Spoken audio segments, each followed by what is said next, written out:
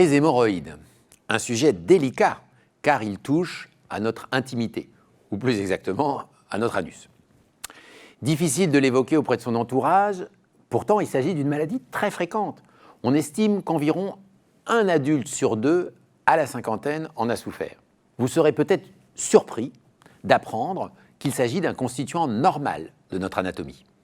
D'ailleurs, elles existent déjà chez le nouveau-né. Nos genoux sont là depuis toujours, mais ils peuvent s'enflammer, se tordre ou se rouiller. Tout comme les hémorroïdes. Elles sont à l'origine de nombreuses misères, source de symptômes variés, mais heureusement souvent intermittents. On parle plutôt alors de crise hémorroïdaire. A l'inverse, chez certains, les symptômes sont si réguliers qu'ils en deviennent permanents. On parle alors de maladie hémorroïdaire chronique. Chaque individu est donc différent. Tout dépend des symptômes et de leur fréquence, mais également du type d'hémorroïdes concernés. Une dernière question. À part nous faire des misères, à quoi servent les hémorroïdes?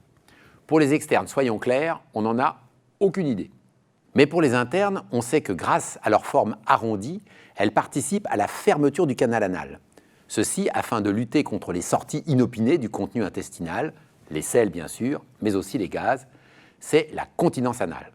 On estime ainsi que les hémorroïdes sont responsables de 15% de cette continence anale.